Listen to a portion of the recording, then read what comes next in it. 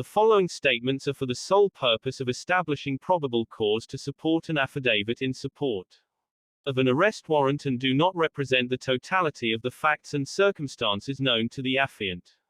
Your affiant supervisory special agent Joseph McCarty No. 6077, of the United States Capitol Police, Threat Assessment Section has investigated the following.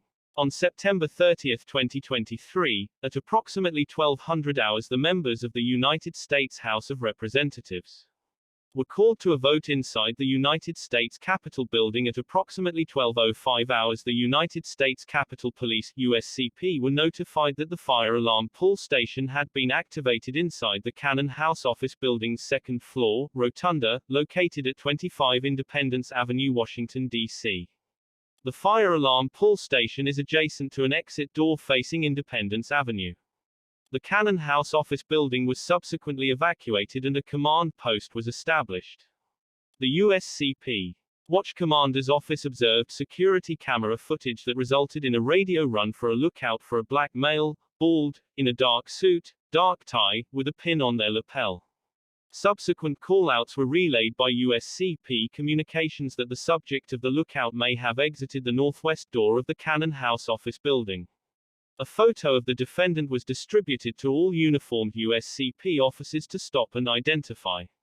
Your affiant was contacted by W2 to respond to the United States Capitol, room H125, to interview the defendant. This affiant was informed by W4, who stated W1 had recognized the defendant and contacted him, resulting in the defendant responding to room H125. Your affiant arrived at this location and conducted a non-custodial interview beginning at approximately 13:13 hours. In attendance was W1 and W3. Your affiant advised the defendant of his position and agency of employment and asked the defendant if he knew anything about the fire alarm, to which the defendant stated, yes. When inquired as to what happened, the defendant stated that he was in the Cannon House office building, at the second floor door, attempting to exit to Independence Avenue. Your affiant inquired if the defendant had an office in the building and he stated he did, room 345. Your affiant requested that the defendant explain what he saw and what happened at the door. The defendant advised that the doors stated, emergency exit only, push to open. He pushed on the door and pulled the lever next to it, which must have been the alarm. The defendant stated the door still did not open and he went to the first floor to exit. Your affiant asked the defendant if he heard alarm sounds or saw strobes and he stated yes. The defendant was asked if he told anyone about this and the defendant stated he did not tell anyone, and that he was hurried because votes were called and he did not want to miss the votes to keep the government funded. The defendant advised that usually when votes are called, all doors are open and that door is usually open, the second floor door leading to Independence Avenue. The defendant further stated that this door was a usual door he uses. The defendant advised that he then went to a Democratic meeting and a vote at the Capitol, then the House Sergeant at Arms contacted him. Your affiant asked the defendant if he intended to cause a fire alarm, to which he stated, no. The defendant was asked if he intended to cause a security concern, to which he stated, no. The defendant was asked if he intended to disrupt or obstruct a congressional proceeding of federal administrative procedure, to which he stated, no. After receipt of the personal address of the defendant stated that he was advised to not say anything else and obtain a lawyer. Your affiant ended the interview at approximately 13:22 hours.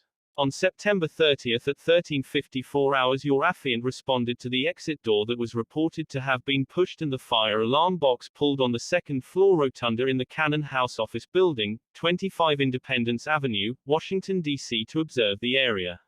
Your affiant observed that at that time, there were 3 posted signs, one standing from the floor prior to the doors and 2 posted atop the push bars of the 2 doors. Your affiant took 3 photos of that area with the issued department cell phone. The first sign stands from the floor and is read with white printed lettering that states, emergency exit only. The second 2 signs, posted atop each of the exit doors push bars, located in the middle of the door, are read with white printed lettering that states, emergency exit only, push until alarm sounds, 3 seconds, door will unlock in 30 seconds.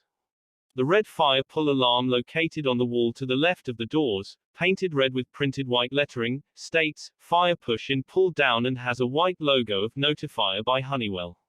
Further investigation by your affiant, through a review of security camera footage, revealed that on Saturday, September 30, 2023, at 12:04 hours, the defendant approached the exit door to 25 Independence Avenue. He proceeded to push the right side exit door's push bar while grabbing the sign on it. When the right side door did not open, the defendant then pushed the left side door push bar, but that door did not open either. The defendant then turned to his left, looked at the emergency fire alarm pull station, and upon seeing it he reached out and pulled the fire alarm down. Immediately afterwards the defendant turned to his left, away from the exit doors. The defendant walked away from those doors without looking back at them or trying to push them open. Your affiant reviewed security camera footage from the rotunda of the Canon office building. This footage shows 3 exit doors to Independence Avenue. At approximately 12:04 to 12:05 hours, the defendant can be seen walking through the rotunda. The security footage shows flashing strobe lights and people in the balcony area covering their ears with their hands, appearing to be reacting to a loud noise. When the defendant enters the rotunda, he goes to the first exit door to Independence Avenue, and appears to push the push bar. When the door does not open he then walks past one exit door to another door which exits to Independence Avenue.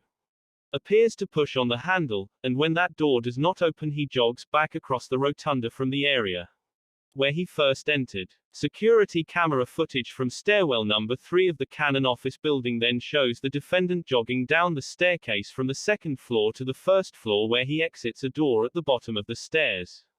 Other security camera footage then shows the defendant walking at a normal pace out of the New Jersey Avenue door.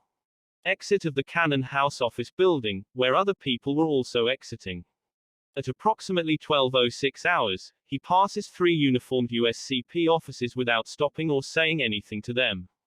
The defendant turns right onto New Jersey Avenue, continues to walk for approximately 15 feet, then he begins to jog again. Security camera footage shows the defendant continuing to jog along New Jersey Avenue towards the United States Capitol. After crossing Independence Avenue he jogs past 2 more USCP officers at a kiosk at the South Barricade, then he begins to walk again before crossing Southeast Drive. At approximately 12:08 hours, the defendant enters the United States Capitol building and while showing his credentials, he walks past 2 USCP officers who are posted at the inside entrance, staffing the metal detector. He presses the elevator button and waits approximately 10 seconds for the elevator door to open. During the 10 seconds that the defendant was waiting for the elevator, he is standing within feet of one of the United States Capitol Police officers and does not appear to say anything to the officer. He then enters the elevator. Due to the defendant's actions, the Canon House office building was evacuated for approximately 1.5 hours. When the defendant pulled the emergency fire alarm in the Canon House office building, located at 25 Independence Avenue in the District of Columbia at approximately 12:04 p.m. on September 30, 2023, there was no fire at that location. Therefore, based upon the evidence, this affiant has probable cause to believe that the defendant willfully or knowingly gave a false fire alarm within the District of Columbia, in violation of D.C. Code 22-1319A. Superior Court of the District of Columbia. Criminal Division. Affidavit in support of an arrest warrant. Please issue a warrant for Jamaal Anthony Bowman. Affiant's signature. Digitally signed by McCarty. McCarty, Joseph P. Date, 2023. Affiant's name, Joseph McCarty. Badge number, 6077. Charged with false fire alarm DC Code 22-1319A. Prosecutor's signature. Peter Saba, Chief. Criminal Section, Office of the Attorney General for D.C. Pay the fine. 3 months from now, it'll be dismissed, and I'll be able to just continue to serve my district. You mean it'll be dismissed, like it'll be expunged from your record? I believe so, yes. That's the deal? Yes, yeah. With Capitol Police? ACD, the DCAG. Okay. Yeah. I know he might not think it's a very big deal, but think of all the personnel that he took off the line for first responders around this city because he pulled that alarm. And let's face it, You know, just for full disclosure, several of my friends and I went to that very door just a minute or so before he did, and we saw the signs. We said, "Oh, rats, it's closed." We went out, went down the stairs, and went another way. He chose to go out that way. So it's one of two things: either he's incredibly dumb, which I know him. I've heard him in committee. He is not incredibly dumb. He was doing something derogatory. We were there for a vote. He impeded the vote. He impeded me from going back to my office and others. And so it's disparate treatment, and I think it's unfortunate. I think that he should get the experience that all the other people who are accused and have been charged and prosecuted for impeding a legislative proceeding, he should get the same kind of treatment.